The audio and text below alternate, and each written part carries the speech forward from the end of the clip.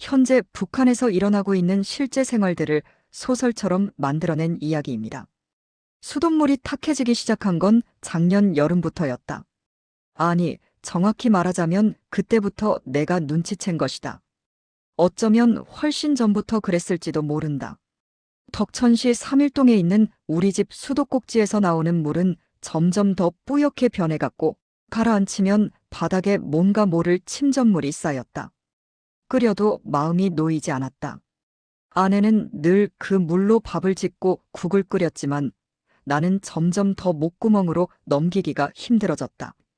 공장 기계공으로 일하던 나는 매일 기름때와 쇳가루를 들이마시며 살았다. 그래서인지 깨끗한 것에 대한 갈망이 남들보다 컸는지도 모른다. 손을 씻어도 손톱 밑에는 늘 검은 때가 끼어 있었고 작업복은 아무리 삶아도 원래의 색을 찾을 수 없었다. 그런 내가 유일하게 깨끗하게 유지하고 싶었던 것은 내 몸속으로 들어가는 물이었다. 어느 날 나는 결심했다. 공장에서 받는 월급으로는 가족을 먹여 살리기 빠듯했지만 뭔가 다른 길을 찾아야 했다. 마침 삼탄동 산골짜기에 물맛 좋기로 소문난 샘이 있다는 이야기를 들었다. 그곳은 우리 집에서 걸어서 2시간 거리였다. 주말에 한번 가보기로 했다. 산길은 생각보다 험했다. 낙엽이 쌓인 비탈을 헉헉거리며 올라가니 작은 샘터가 나타났다. 물은 바위 틈에서 졸졸 흘러나왔다. 손으로 떠서 마셔보니 차갑고 달았다. 수돗물과는 확실히 달랐다. 이 물이라면 사람들이 돈을 내고 살 것 같았다. 집에 돌아와 아내에게 말했다. 물 장사를 해볼까 한다고. 아내는 처음에는 말도 안 된다며 손사래를 쳤다. 공장 일도 힘든데 그 먼 산까지 물을 길러 다니겠다는 게 말이 되냐고. 하지만 나는 이미 마음을 굳혔다. 다음 날부터 나는 새벽같이 일어나 공장에 가기 전 산에 올랐다. 집에 있던 10리터짜리 플라스틱 통 2개를 지게에 묶어지고 다녔다. 처음에는 무거워서 죽는 줄 알았다. 산을 내려올 때 무릎이 후들거렸고 등과 어깨는 멍이 들었다.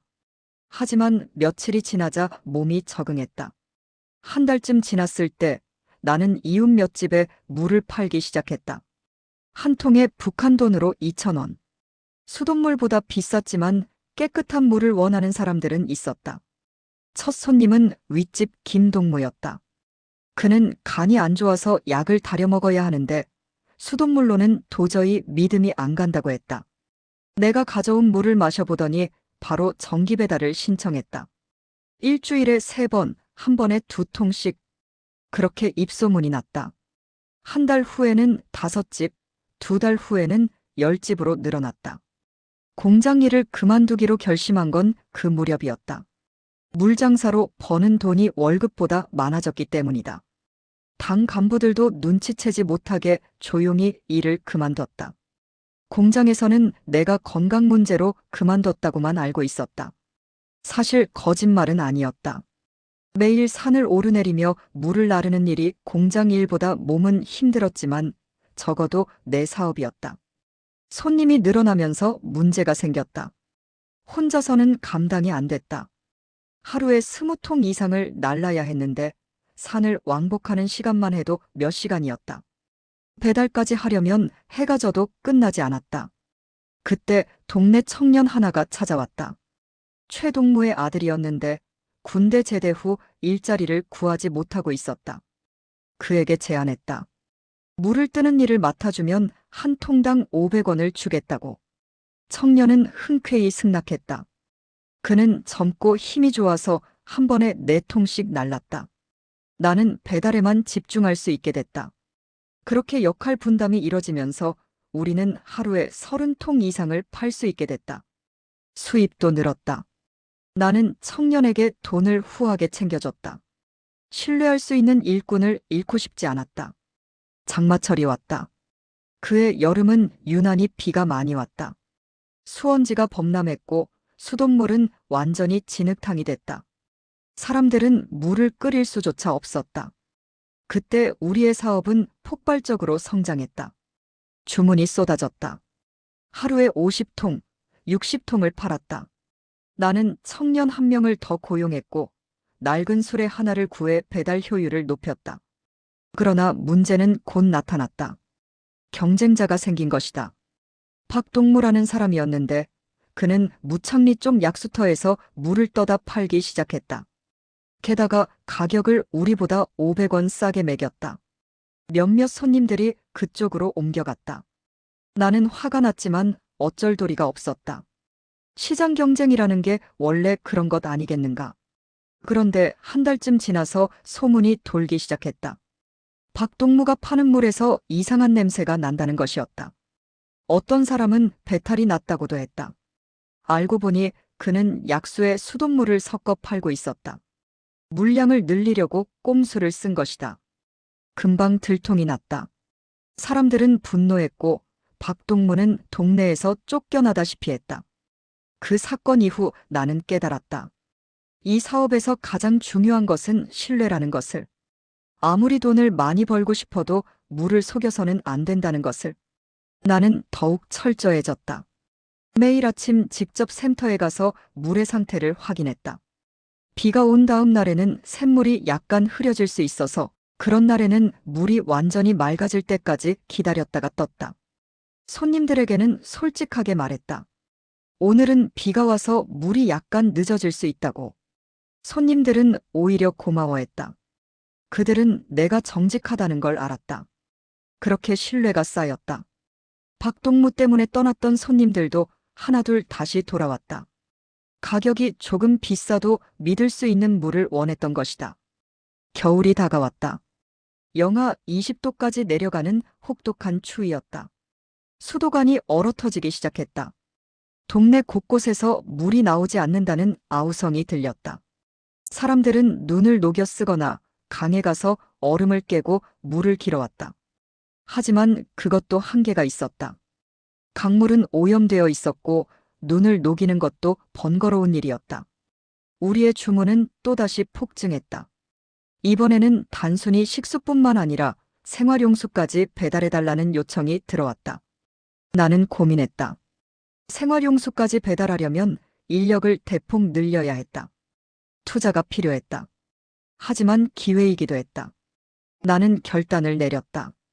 청년 3명을 더 고용하고 수레를 2대 더 구입했다. 그리고 물을 저장할 수 있는 큰 통들을 마련했다. 이제는 완전히 조직적인 사업이 됐다. 아침 일찍 조달팀이 산에 올라가 물을 떠오면 나는 그것을 손님별로 분배했다. 배달팀은 정해진 루트를 따라 돌며 물을 배달했다. 효율성이 높아지면서 우리는 하루에 100통 이상을 팔 수 있게 됐다. 수입도 상상을 초월했다. 나는 이제 동네에서 제법 잘 사는 사람이 됐다. 새 옷을 샀고 집도 조금 수리했다. 아내는 처음으로 나를 자랑스러워하는 눈빛으로 바라봤다. 그러나 성공에는 늘 그림자가 따른다. 사람들의 시선이 달라지기 시작했다. 어떤 이들은 부러워했고 어떤 이들은 질투했다. 당 간부들도 눈여겨보기 시작했다. 개인 사업이 이렇게 커지는 것을 곱게 보지 않았다. 나는 조심스러워졌다. 너무 드러내지 않으려고 노력했다. 간부들에게는 적당히 뇌물을 바쳤다. 물 몇 통, 담배 몇 갑. 그들은 눈 감아줬다. 봄이 왔다. 얼음이 녹고 새싹이 돋았다. 수도관도 복구되기 시작했다. 주문이 줄어들 줄 알았다. 하지만 의외의 일이 벌어졌다. 주문이 줄어들지 않은 것이다. 아니, 오히려 늘어났다. 사람들은 이제 수돗물이 나온다고 해서 다시 그것으로 돌아가지 않았다. 한번 좋은 물 맛을 알아버린 그들은 계속해서 우리 물을 찾았다. 나는 깨달았다. 이제 물 배달은 단순히 비상시의 대체제가 아니라 하나의 문화가 되어가고 있다는 것을. 사람들의 의식이 변하고 있었다. 그저 목마름을 해소하는 것이 아니라 건강을 생각하고 맛을 따지고 품질을 중시하는 시대가 오고 있었다. 나는 사업을 확장하기로 했다. 단순히 삼탄동 샘물만이 아니라 여러 지역의 물을 취급하기로 했다. 무창리 약수, 신성리 약수, 풍곡리 샘물. 각각 맛과 특성이 달랐다. 손님들에게 선택권을 주기로 했다. 어떤 물을 원하는지, 어떤 맛을 선호하는지 메뉴판을 만들었다. 물론 종이 한 장에 손으로 쓴 것이었지만 삼탄동 샘물은 식수로 최고, 무창리 약수는 소화에 좋고, 신성리 약수는 맛이 달고 부드럽고, 풍곡리 샘물은 미네랄이 풍부하다고 적었다. 과학적 근거가 있는지는 모르겠지만 사람들은 그런 설명을 좋아했다. 손님들은 자신의 필요에 따라 물을 골랐다. 어떤 이는 아침에는 삼탄동 물로 밥을 짓고 저녁에는 무창리 약수를 마셨다. 어떤 가정에서는 아이들에게는 신성리 약수를, 어른들에게는 풍곡리 샘물을 먹였다. 물 소비가 다양해지고 늘어났다. 그러던 어느 날 새로운 경쟁자가 나타났다. 이번에는 단순한 경쟁자가 아니었다. 리 동무라는 사람이었는데 그는 한때 도단위 무역기관에서 일했던 사람이라고 했다. 자본도 있고 인맥도 있었다. 그는 처음부터 조직적으로 시작했다. 인력 10명에 술에 5대. 그리고 가격을 우리보다 훨씬 싸게 책정했다. 위기였다. 손님들이 흔들리기 시작했다.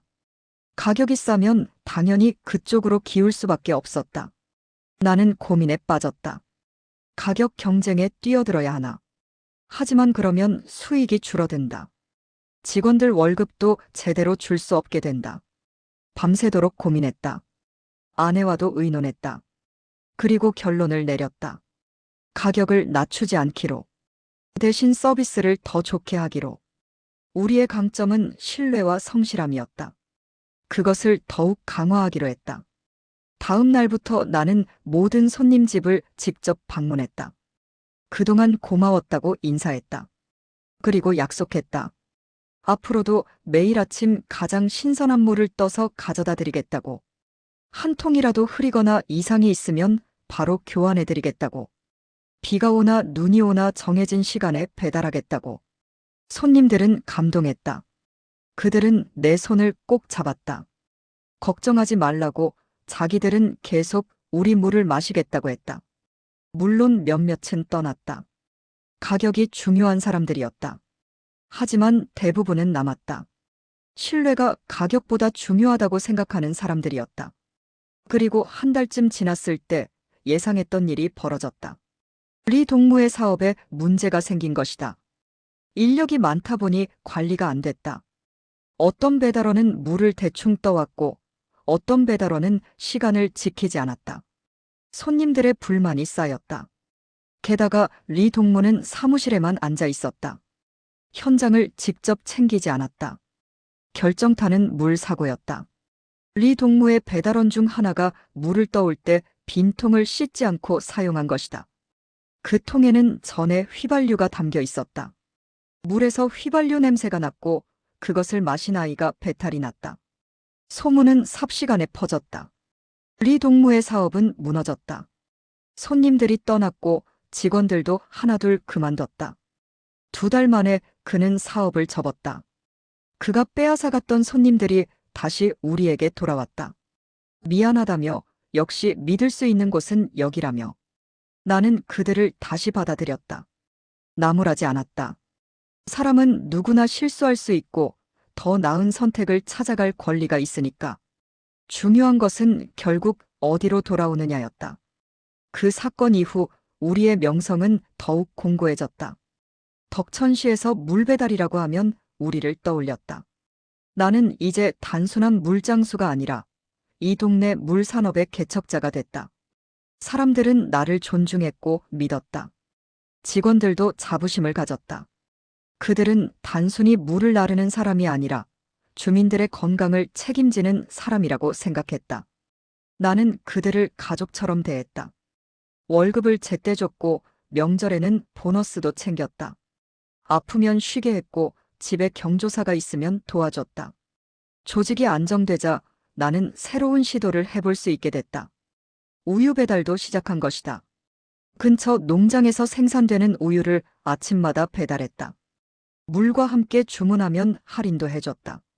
사람들은 좋아했다. 매일 아침 신선한 물과 우유를 한꺼번에 받을 수 있으니까. 사업은 계속 성장했다. 이제는 덕천시 전역으로 확대됐다. 조달팀도 늘리고 배달팀도 나눴다. 동쪽 구역, 서쪽 구역, 남쪽 구역. 각 팀마다 책임자를 두었다. 나는 전체를 총괄했다. 매일 아침 팀장들과 회의를 했다. 오늘 주문량은 얼마인지, 물 상태는 어떤지, 문제는 없는지. 돈도 많이 벌었다. 한 달에 몇십만 원씩 손에 쥐었다. 북한에서 이런 돈을 버는 사람은 드물었다. 나는 조심스럽게 저축했다. 언젠가 더 큰 사업을 할 수 있을지 모른다고 생각했다. 정수시설을 갖춘 공장을 세울 수도 있을 것 같았다. 하지만 동시에 두려움도 있었다. 너무 크게 눈에 띄면 안 된다는 것을, 당국의 눈밖에 나면 하루아침에 모든 것을 잃을 수 있다는 것을. 나는 적당히 낮추고 적당히 나누는 법을 배웠다. 간부들에게 상납하고 이웃들에게 베풀었다. 그렇게 균형을 유지했다. 계절이 다시 바뀌었다. 여름이 왔고 또 장마가 왔다. 수돗물은 또다시 탁해졌다. 하지만 이번에는 사람들이 당황하지 않았다. 그들은 알고 있었다.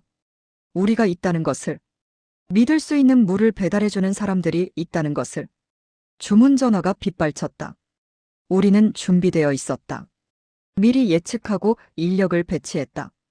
물량을 확보했다. 비가 오는 날에도 배달은 계속됐다. 우산을 쓰고 비옷을 입고 지늘길을 헤치며 우리는 물을 날랐다. 어느 날 한 할머니가 내 손을 잡으며 말했다. 당신 덕분에 산다고. 이 나이에 깨끗한 물을 마실 수 있어서 감사하다고. 그 말을 들으며 나는 깨달았다. 내가 하는 일이 단순히 돈을 버는 것 이상이라는 것을. 사람들의 삶에 작은 변화를 만들고 있다는 것을. 그날 밤 나는 아내에게 말했다. 이 일을 계속하고 싶다고. 돈 때문만이 아니라 사람들에게 필요한 일이기 때문이라고. 아내는 웃으며 내 손을 잡았다. 당신이 자랑스럽다고 했다. 처음에는 반대했지만 이제는 당신이 하는 일을 응원한다고. 나는 창밖을 바라봤다. 비는 여전히 내리고 있었다. 하지만 두렵지 않았다. 내일 아침이면 다시 산에 올라갈 것이다. 맑은 샘물을 떠올 것이다. 그리고 사람들에게 배달할 것이다. 그들의 하루를 조금 더 나아지게 만들면서. 물장사. 누군가는 하찮게 여길지 모른다. 하지만 나에게는 자랑스러운 일이다. 맑은 물 한 통이 누군가의 하루를 바꿀 수 있다는 것. 그것이 내가 배운 가장 큰 교훈이었다. 사업이 안정되고 2년이 흘렀다. 이제는 덕천시에서 우리를 모르는 사람이 없을 정도였다. 매일 아침 6시면 조달팀이 각자의 수원지로 출발했고 8시면 배달팀이 정해진 루트를 따라 움직였다. 하루 평균 200통 이상의 물이 나갔다. 식수뿐 아니라 약수, 우유까지 합치면 300통이 넘는 날도 많았다. 직원은 25명으로 늘었다. 조달팀 10명, 배달팀 12명, 그리고 사물을 보는 사람 3명. 아내도 이제는 장부를 관리하고 주문을 받는 일을 도왔다. 우리 집 작은 방 하나가 사무실이 되었다. 벽에는 큰 종이에 손으로 그린 지도가 붙어 있었고 그 위에 구역별로 고깃집들이 표시되어 있었다. 수입도 예전과는 비교할 수 없을 만큼 늘었다. 한 달에 100만 원 가까이 손에 쥐는 날도 있었다. 물론 그중 많은 부분을 직원들 월급과 운영비로 썼지만 그래도 남는 돈은 상당했다. 나는 조심스럽게 그 돈을 숨겨두었다. 마루 밑 깊숙한 곳에 파묻거나 벽 뒤 틈새에 넣어두었다. 은행에 맡길 수도 없었고 아무에게도 보여줄 수 없는 돈이었다. 그런데 문제는 예상치 못한 곳에서 시작되었다. 내부에서였다. 조달팀의 막내였던 강동무가 어느 날부터 이상한 행동을 보이기 시작했다. 물을 뜨러가는 시간이 점점 늦어졌고 가져오는 물의 양도 예전만 못했다. 처음에는 몸이 안 좋은가 생각했다. 그래서 쉬라고 했다. 하지만 그는 괜찮다며 계속 일을 하겠다고 했다. 한 달쯤 지났을 때 배달팀장인 최동무가 나를 조용히 불렀다. 그는 심각한 표정으로 말했다. 강동무가 수상하다고. 물을 뜨러간다고 하고는 다른 곳에 들르는 것 같다고. 며칠 전에 우연히 목격했는데 산에서 내려오는 길이 아니라 시장 쪽에서 오는 것을 봤다고 했다. 나는 직접 확인하기로 했다. 다음 날 새벽 나는 몰래 강동무를 미행했다. 그는 평소처럼 물통을 지고 집을 나섰다. 하지만 삼탄동 쪽이 아니라 반대 방향으로 걸어갔다. 나는 거리를 두고 따라갔다. 그는 시장 근처의 허름한 집 앞에서 멈췄다. 그리고 안으로 들어갔다. 나는 조금 기다렸다가 그 집에 다가갔다. 문틈으로 안을 들여다봤다. 강동무는 누군가와 이야기를 나누고 있었다. 상대는 중년 남자였는데 얼굴이 낯익었다. 잠시 생각해보니 떠올랐다. 석동무였다. 예전에 잠깐 우리 밑에서 일했다가 그만둔 사람이었다. 두 사람의 대화가 들렸다. 강동무가 말했다.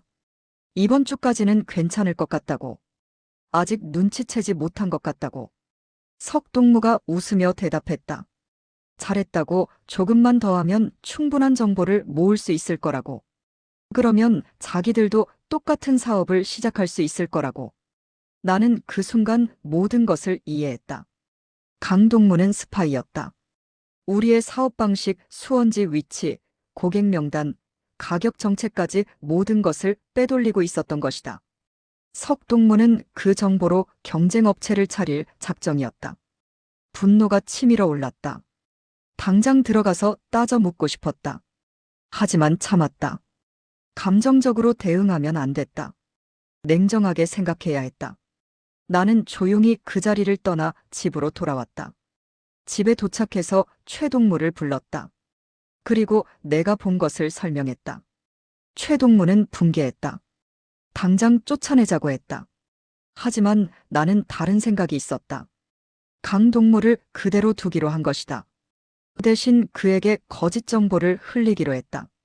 다음 날부터 나는 강동무 앞에서 일부러 가짜 정보를 흘렸다. 새로운 수원지를 찾았다고, 풍덕리 쪽에 아주 좋은 샘이 있다고 말했다. 사실 그곳 물은 맛이 없기로 유명했다. 또 가격을 대폭 인하할 계획이라고 했다. 물론 그럴 생각은 전혀 없었다. 그리고 새로운 대량 고객을 확보했다고 거짓말했다. 시인민위원회에서 정기적으로 물을 주문하기로 했다고.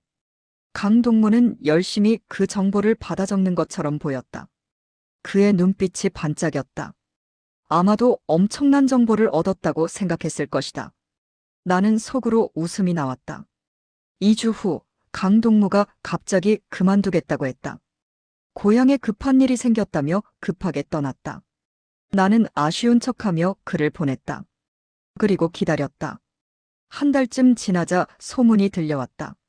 석동무가 물 배달 사업을 시작했다는 것이었다. 그것도 아주 공격적으로. 우리보다 훨씬 싼 가격에 풍덕리 샘물을 팔기 시작했다. 그리고 시인민위원회를 주 고객으로 확보했다고 광고했다. 나는 지켜봤다. 처음 일주일은 그들에게 꽤 많은 주문이 들어갔다. 가격이 워낙 싸니까. 우리의 몇몇 고객도 그쪽으로 옮겨갔다. 하지만 나는 흔들리지 않았다. 시간 문제라고 생각했다. 과연 2주가 지나자 불만이 터져나왔다. 풍덕리 물은 맛이 없었다. 게다가 석동무는 물량 확보에 어려움을 겪었다. 샘이 작아서 많은 양을 뜰 수 없었던 것이다. 배달도 제때 이루어지지 않았다. 조직이 갖춰지지 않은 상태에서 무리하게 확장했기 때문이다. 결정타는 시인민위원회였다. 석동무가 그들에게 대량 공급 계약을 제안했지만 인민위원회는 그런 주문을 한 적이 없다고 했다. 당황한 석동무는 가격을 더 낮춰서라도 계약을 따내려 했지만 거절당했다. 그는 허위 광고를 한 셈이 되어버렸다. 한 달이 채 안 되어 석동무의 사업은 무너졌다. 고객들은 떠났고 투자한 돈은 날아갔다. 강동무도 연루되어 신뢰를 잃었다. 두 사람은 덕천시에서 더 이상 얼굴을 들고 다닐 수 없게 되었다.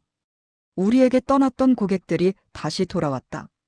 이번에는 더욱 단단한 신뢰와 함께 그들은 깨달았다.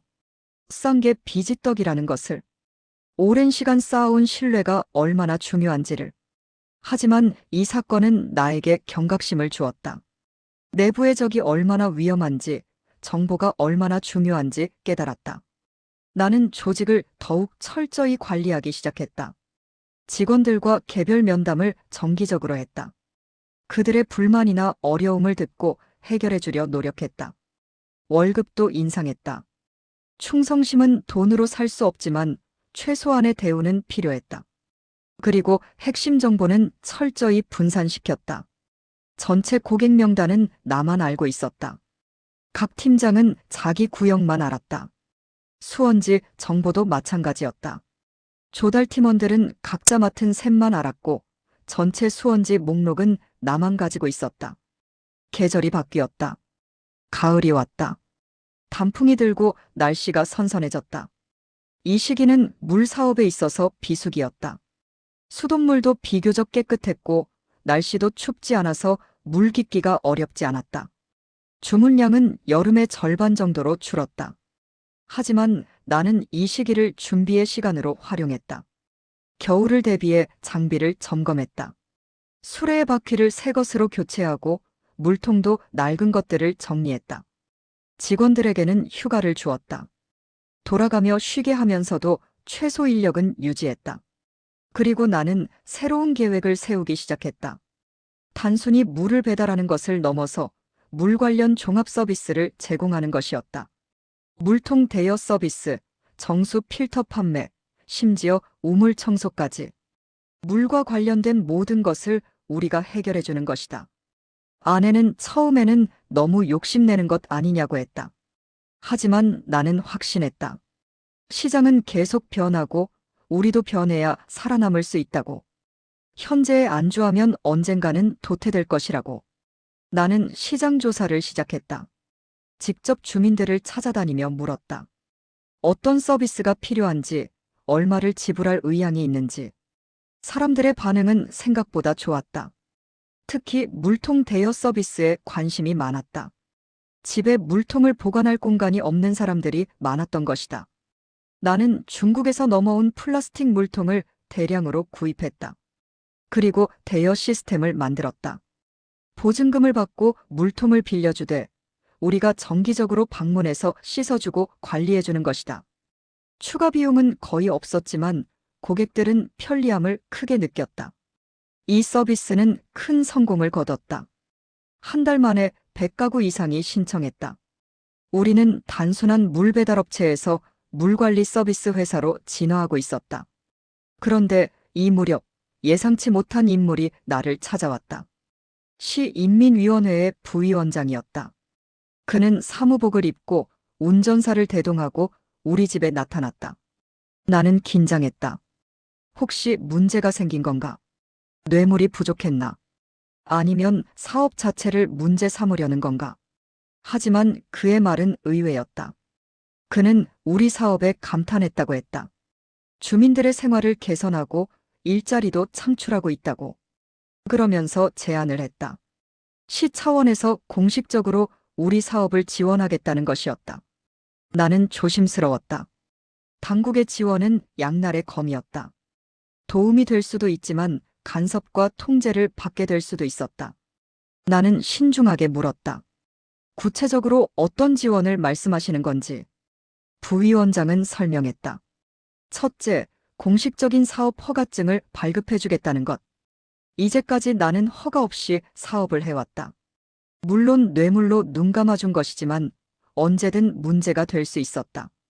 공식 허가가 있으면 훨씬 안전할 것이다. 둘째, 수원지에 대한 독점 사용권을 주겠다는 것. 다른 사람들이 우리가 사용하는 샘에서 물을 뜨지 못하게 막아주겠다는 것이다. 이것은 큰 이점이었다. 경쟁자들을 원천적으로 차단할 수 있었다. 셋째, 공공기관에 대한 공급 계약을 주선해주겠다는 것. 학교, 병원, 행정기관 등에 물을 정기 공급하는 계약을 맺을 수 있게 도와주겠다는 것이다. 이것은 안정적인 대량 수요를 확보하는 것을 의미했다. 조건은 하나였다. 수익의 일부를 시에 상납하는 것. 정확히는 월 수익의 20%. 나는 잠시 계산했다. 20%는 적지 않은 금액이었다. 하지만 얻는 것을 생각하면 나쁜 거래는 아니었다. 나는 하루 시간을 달라고 했다. 집안에서 의논해 보겠다고. 부위원장은 웃으며 승낙했다. 그리고 떠나기 전에 덧붙였다. 이것은 좋은 기회라고. 거절하면 다른 사람에게 줄 수도 있다고. 그날 밤 나는 아내, 그리고 최동무와 함께 의논했다. 세 사람의 의견은 갈렸다. 아내는 받아들이자고 했다. 안전이 최우선이라고. 허가증만 있어도 밤에 편히 잘 수 있을 거라고. 최동무는 반대했다. 한번 받아들이면 계속 요구가 늘어날 거라고. 20%가 30%가 되고 40%가 될 거라고. 결국 우리는 그들의 하수인이 될 뿐이라고. 나는 고민했다. 둘 다 일리가 있었다. 그런데 문득 다른 생각이 들었다. 협상의 여지가 있을지도 모른다고. 20%를 10%로 낮출 수는 없을까? 아니면 공공기관 공급계약에서 나오는 수익에만 적용할 수는 없을까? 다음 날 나는 부위원장을 다시 만났다. 그리고 제안했다. 일반 고객으로부터의 수익은 15%만 상납하고 공공기관 계약으로부터의 수익은 25%를 상납하겠다고. 그 대신 공공기관 계약을 더 많이 주선해달라고 요청했다. 부위원장은 잠시 생각하더니 고개를 끄덕였다. 협상이 성사된 것이다. 우리는 악수를 나눴다. 나는 조심스럽게 물었다. 이 합의를 문서로 남길 수 있는지. 그는 웃으며 말했다. 북한에서는 그런 것이 오히려 위험할 수 있다고. 신뢰로 하는 것이 낫다고. 나는 불안했지만 받아들였다. 선택의 여지가 없었다. 일주일 후 공식 허가증이 나왔다. 낡은 종이에 도장이 찍힌 것이었지만 그것만으로도 나는 한결 마음이 놓였다. 그리고 한 달 후 첫 공공기관 계약이 체결됐다. 시내 초등학교 3곳에 물을 공급하기로 한 것이다. 매일 각 학교에 20통씩, 한 달이면 1800통이었다. 안정적인 대량 수요였다. 나는 인력을 보강했다. 학교 전담 배달팀을 따로 꾸렸다. 그들은 매일 아침 7시에 학교에 도착해 물을 배달했다. 아이들이 등교하기 전에 모든 준비를 마쳤다. 학교 선생들은 만족스러워했다. 아이들이 깨끗한 물을 마실 수 있게 되었다고. 학부모들도 좋아했다.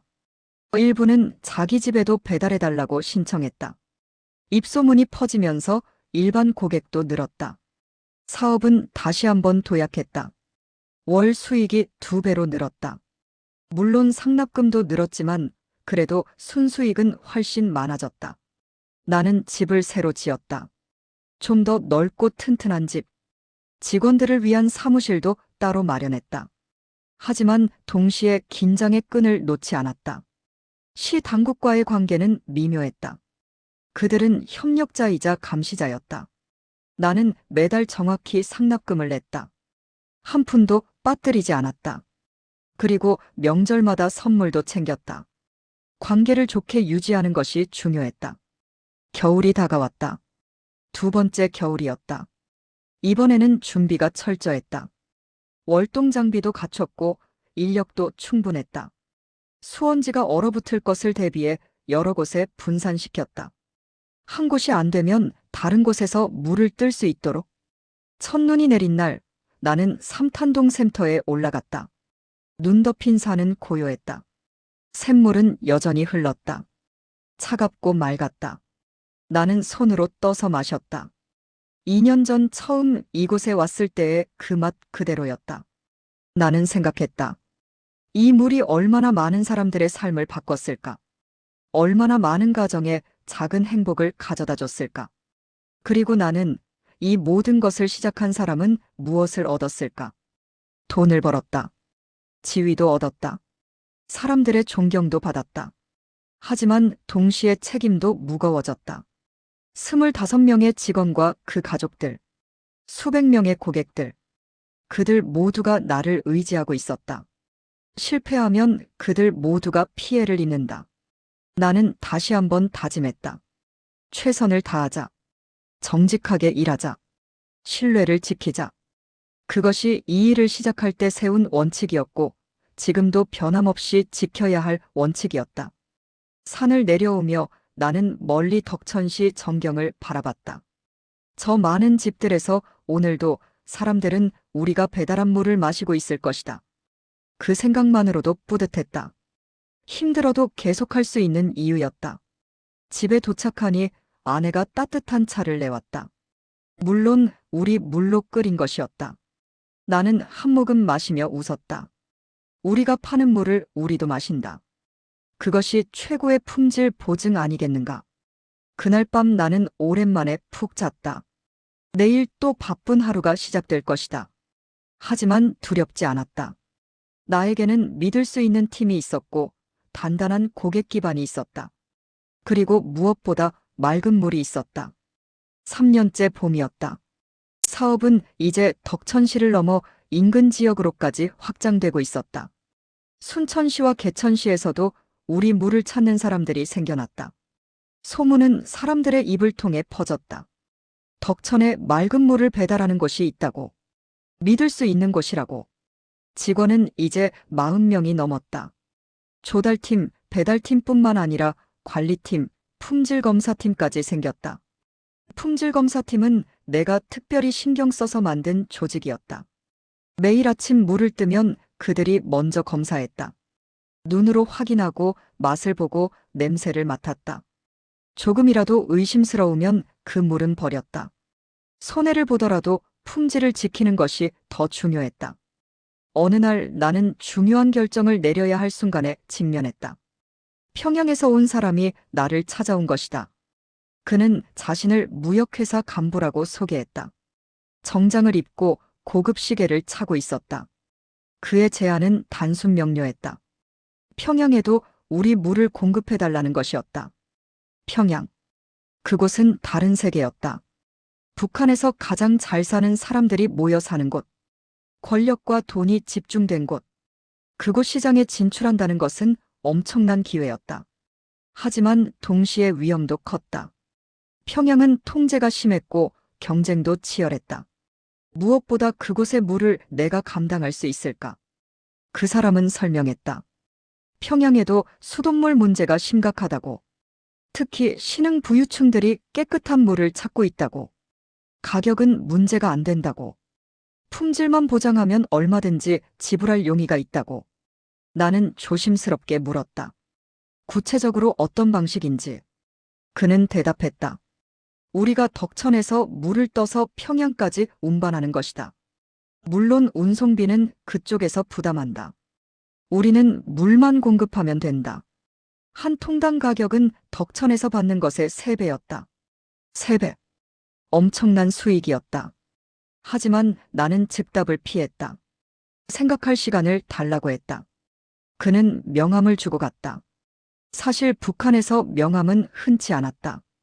그것만으로도 그가 평범한 사람이 아니라는 것을 알 수 있었다. 그날 밤 나는 잠을 이룰 수 없었다. 머릿속으로 계산을 했다. 평양에 하루 100통만 공급해도 한 달 수익이 지금의 2배가 될 것이다. 그 돈이면 무엇을 할 수 있을까? 사업을 더 확장할 수 있을 것이다. 직원들 월급도 대폭 올릴 수 있을 것이다. 혹시 모를 미래를 위해 저축도 할 수 있을 것이다. 하지만 불안감도 있었다. 평양은 너무 멀었다. 통제하기 어려웠다.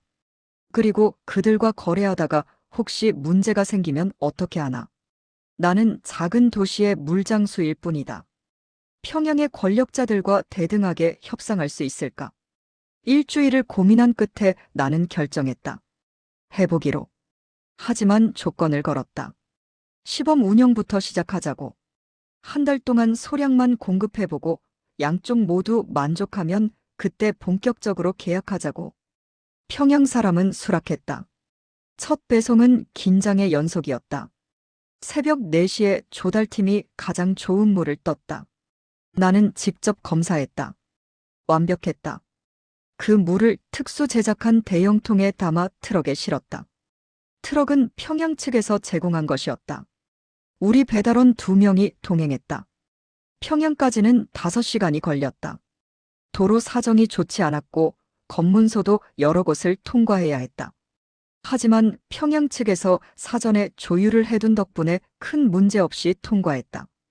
그들의 영향력을 실감할 수 있었다. 배송은 성공적이었다. 평양의 고객들은 만족스러워했다. 물맛이 좋다고 덕천까지 가서 떠온 보람이 있다고 했다. 주문이 늘어났다. 한 달 시범 기간이 끝날 무렵에는 하루 100통을 넘어섰다. 정식 계약이 체결됐다. 나는 평양 전담팀을 꾸렸다. 조달부터 배송까지 모두 따로 관리했다. 평양에 가는 물은 특별히 더 신경 썼다. 조금이라도 하자가 있으면 안 됐다. 그들은 까다로웠고 실망시키면 바로 계약이 끊길 수 있었다.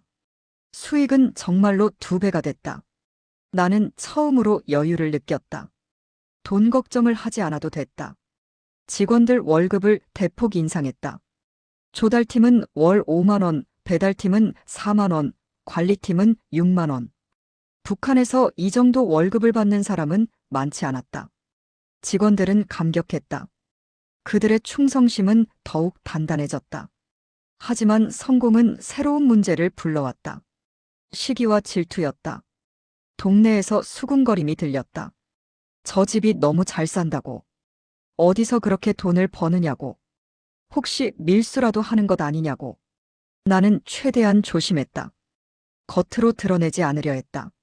새 옷을 사도 집안에서만 입었고 좋은 음식을 먹어도 밖에 나갈 때는 평범하게 행동했다.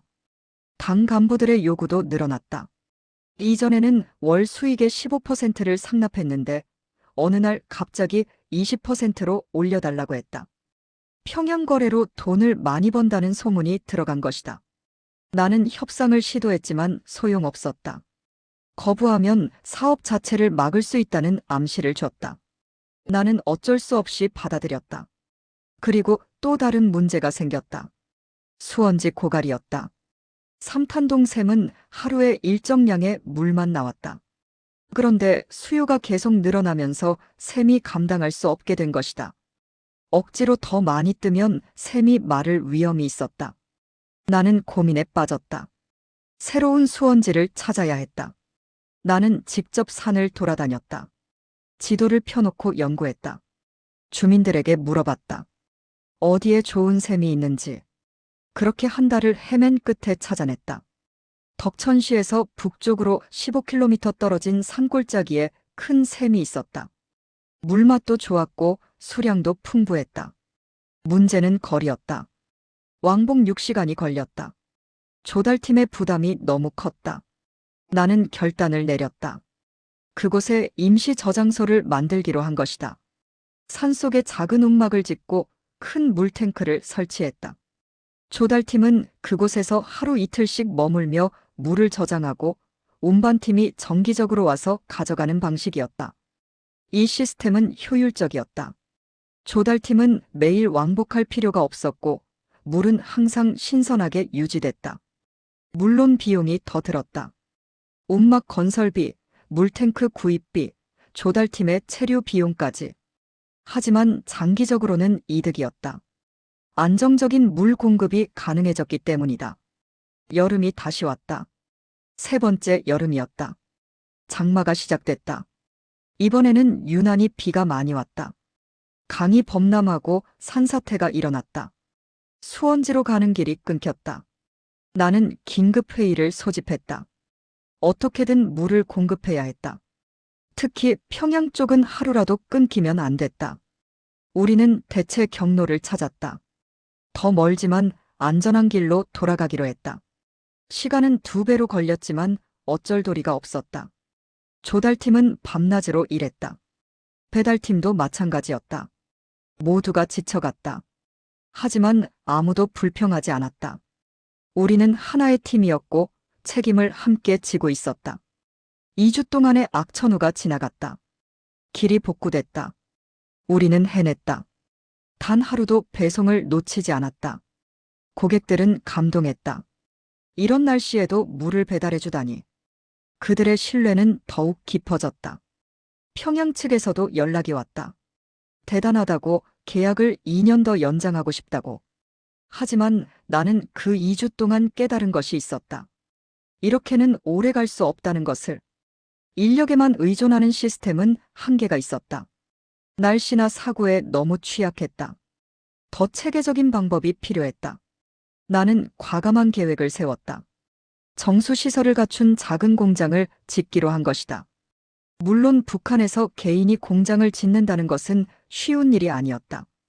당국의 허가가 필요했고 자본도 엄청나게 들었다. 하지만 나는 할 수 있다고 믿었다. 지난 3년간 모은 돈이 있었고 시 당국과의 관계도 있었다. 나는 부위원장을 찾아갔다. 계획을 설명했다. 정수공장을 지으면 더 많은 일자리가 생기고 시에도 더 많은 상납금이 들어갈 것이라고 설득했다. 부위원장은 관심을 보였다. 하지만 조건이 있었다. 공장은 시 소유로 하고 나는 운영권만 갖는 것이다. 그리고 상납금을 25%로 올리는 것. 나는 고민했다. 소유권을 포기한다는 것은 큰 위험이었다. 언제든 빼앗길 수 있었다. 하지만 다른 방법이 없었다. 개인 소유로는 허가가 나지 않을 것이 분명했다. 나는 받아들였다. 운영권이라도 확보하는 것이 낫다고 판단했다. 건설이 시작됐다. 시 외곽의 한 부지에 작은 건물이 올라갔다. 중국에서 들여온 정수 장비가 설치됐다. 물탱크, 필터 시스템, 살균 장치까지. 모든 것이 새로웠고 신기했다. 6개월이 걸렸다. 그동안 나는 기존 사업을 유지하면서 공장 건설을 감독했다. 밤낮으로 일했다. 몸은 지쳤지만 마음은 설렜다. 드디어 공장이 완공됐다. 개소식 날 시 간부들이 모두 참석했다. 축사가 이어졌다. 나는 뒤에 서서 지켜봤다. 공식적으로는 시의 공장이었지만 실질적으로는 내가 만든 것이었다. 복잡한 감정이 들었다. 자랑스러우면서도 씁쓸했다. 공장 가동이 시작됐다. 처음에는 시행착오가 많았다. 기계가 고장 나기도 하고 정수 과정에서 문제가 생기기도 했다. 하지만 점차 안정됐다. 한 달쯤 지나자 하루에 500통 이상을 생산할 수 있게 됐다. 품질도 좋았다. 산에서 직접 뜬 물만큼은 아니지만 충분히 깨끗하고 안전했다. 나는 전략을 바꿨다. 공장에서 생산한 물은 일반 고객에게 공급하고 산에서 직접 뜬 물은 프리미엄 상품으로 팔기로 했다. 가격을 차등화했다. 공장 물은 한 통에 2,000원, 산에서 뜬 물은 3,000원. 고객들은 선택할 수 있었다. 대부분은 저렴한 공장 물을 선택했지만 일부 까다로운 고객들은 여전히 프리미엄 물을 고집했다. 평양 쪽에는 계속 산에서 뜬 물만 공급했다. 그들은 최고의 품질을 원했고 나는 그것을 보장해야 했다. 공장 물을 보내는 순간 계약은 끝날 것이 분명했다. 사업은 새로운 단계로 접어들었다. 이제는 더 이상 단순한 물장수가 아니었다. 나는 사업가였다. 공장을 운영하고 40명이 넘는 직원을 관리하고 수백 명의 고객에게 서비스를 제공하는 경영자였다. 하지만 동시에 나는 여전히 매일 아침 산에 올랐다. 샘물을 확인하고 물맛을 보고 직원들과 함께 일했다. 그것이 나의 뿌리였다. 사무실에만 앉아 있으면 안 됐다. 현장을 놓치는 순간 모든 것이 무너질 수 있었다. 가을이 왔다. 나는 이제 40이 넘었다. 3년 전만 해도 나는 공장 기계공이었다. 매일 기름때를 뒤집어 쓰고 근근히 살아가던 평범한 노동자였다. 그런 내가 이렇게 변할 줄 누가 알았을까? 아내는 이제 예전과는 다른 사람이 됐다. 옷도 좋은 것을 입고 얼굴에도 여유가 생겼다. 아이들도 학교에서 좋은 대우를 받았다. 선생들이 특별히 신경 써줬다. 그것이 불편하기도 했지만 아이들이 행복해하는 모습을 보면 감사한 마음이 들었다. 어느 날 오래된 친구가 찾아왔다. 공장에서 함께 일했던 동료였다. 그는 여전히 공장에서 일하고 있었다. 우리는 소주를 마시며 옛날 이야기를 했다. 그가 물었다. 어떻게 이렇게 됐느냐고. 비결이 뭐냐고. 나는 한참을 생각하다가 대답했다. 운이 좋았다고. 그리고 포기하지 않았다고. 처음 산에 올라 물을 떠왔을 때 무거워서 죽을 것 같았다고. 포기하고 싶었다고. 하지만 하루하루 계속했고 그것이 쌓여서 지금이 됐다고. 친구는 고개를 끄덕였다. 그리고 부러운 듯이 말했다. 자기도 뭔가 해볼 걸 그랬다고. 나는 친구의 어깨를 두드렸다. 지금이라도 늦지 않았다고. 무엇이든 시작하면 된다고. 친구는 웃었지만 그 눈빛에는 이미 포기가 서려 있었다.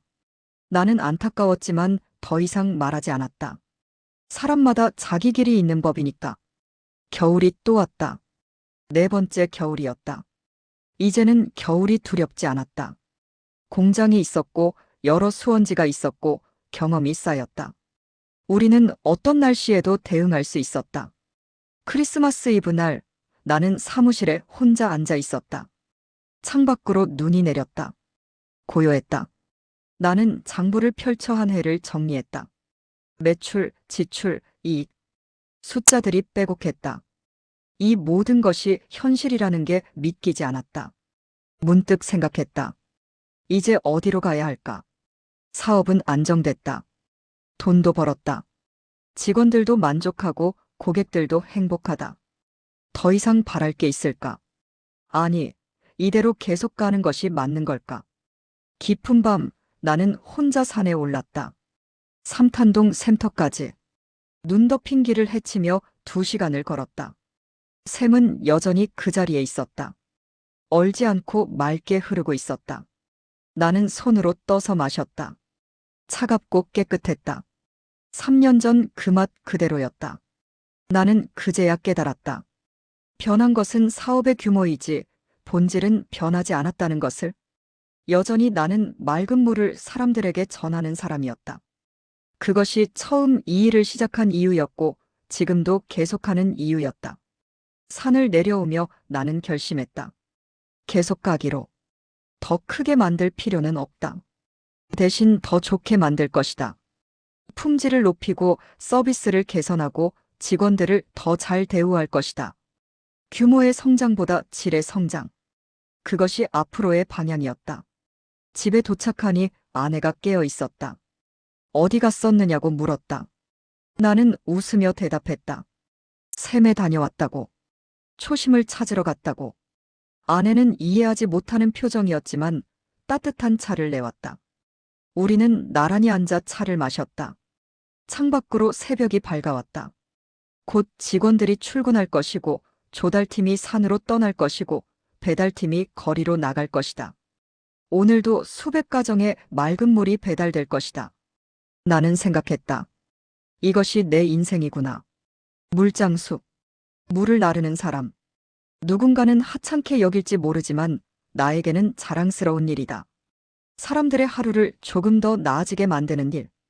깨끗한 물 한 통으로 누군가에게 작은 행복을 주는 일. 햇살이 방 안으로 들어왔다. 따뜻했다. 나는 일어나 옷을 갈아입었다. 오늘도 해야 할 일이 많았다. 공장을 점검하고 직원들과 회의하고 새로운 주문을 확인하고 샘물의 상태를 체크해야 했다. 하지만 나는 행복했다. 바쁘지만 보람찼다. 힘들지만 의미가 있었다. 무엇보다 내가 하는 일이 사람들에게 실질적인 도움이 되고 있다는 것. 그것만으로 충분했다. 문을 열고 밖으로 나갔다. 차가운 아침 공기가 얼굴을 스쳤다. 멀리서 배달 수레가 덜컹거리는 소리가 들렸다. 직원들이 일을 시작한 것이다. 나는 그들에게 걸어갔다. 손을 흔들었다. 그들도 웃으며 답했다. 이것이 내 삶이다. 덕천시의 물장수. 맑은 물을 나르는 사람. 나는 이 길을 선택했고 후회하지 않는다. 앞으로도 계속 걸어갈 것이다. 물이 필요한 사람들이 있는 한 나는 물을 나를 것이다. 해가 완전히 떠올랐다. 새로운 하루가 시작됐다. 나는 깊게 숨을 들이쉬고 일터로 향했다. 오늘도 맑은 물과 함께